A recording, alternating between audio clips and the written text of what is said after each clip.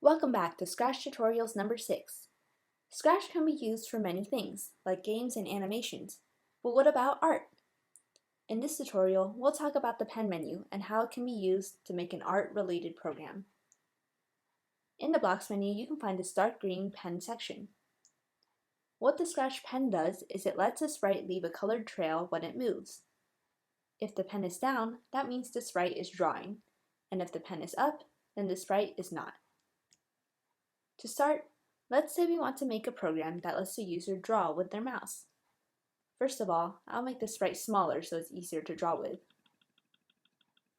Now to start, let's have the sprite follow our mouse around after the flag is clicked. Pause the video here and try to program that on your own.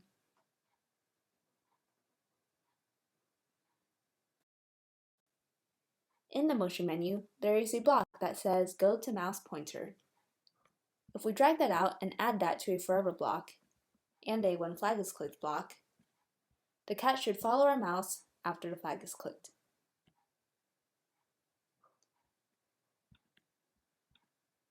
Now let's say we want the sprite to draw when we click and drag on the screen. We want the sprite to stop drawing when we let go. How do we program that? In other words, if our left mouse button is being held down, the sprite's pen should be down too. Otherwise, we want the pen to be up. While this is a relationship we can represent using an if-else block. Go ahead and drag one of those from the yellow control menu. For the hexagon, we can go to the sensing menu and use this block, mouse down. Now we can put pen up and pen down in the proper positions, add a forever block, and add a when flag is clicked block. That's it! Try clicking the flag now and drawing with the sprite.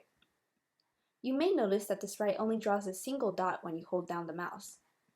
This is because we are still in the Scratch editor mode. When we click and drag here, the sprite is lifted off the stage and dragged around with our mouse. However, users who view your program outside of editor mode can't drag the sprites around. So let's see what the program actually looks like by clicking this full screen button here. Now when you click the flag, you'll see that the program does what it's supposed to do, and you're able to draw with your mouse. Another problem arises when we continue to test the program. As you can see, clicking the red stop sign or the green flag does not clear the screen. Previous pen markings stay where they are. To start with a blank canvas every time the flag is clicked, let's go back to the pen menu. Adding this clear button after when flag is clicked should solve the problem.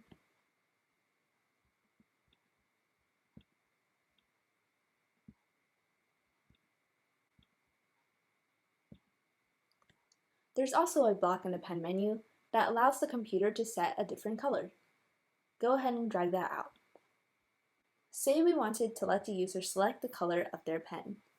To do this, we could make a color palette at the top of the stage. For example, I'll paint a new sprite,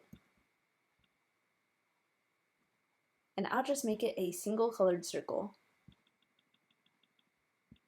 We want the user to be able to click this color and change the pen color to this color. If you have an idea for how to program that, go ahead and pause the video to try it out. To let the user choose their pen color, we'll have to use broadcast message. When this sprite is clicked, we want it to send a message to the cat so that the cat can change its pen color. So first, we want to say, when the sprite is clicked, broadcast the message. Now we'll name that message green. And now we want the cat to receive the message and change its pen color to this pen color. Now to select the color, we can click this box and choose that color. Okay, so now when we test the program, we can see that clicking this circle can make the cat change the pen color to this corresponding color. And we can add more colors by duplicating this.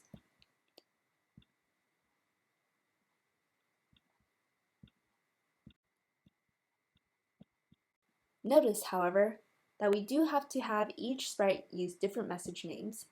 That way, the cat can distinguish between different colors.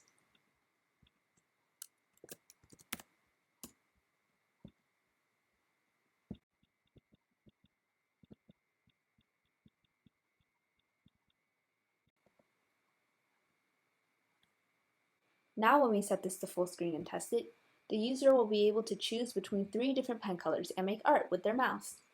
And you've just written a simple art making program. There are many different ways we can improve this program, like adding buttons to control the pen shade or pen size, or just letting the user press arrow keys to control these settings. If you want an exercise before our next tutorial, try adding to your program. And of course, happy coding and thanks for watching.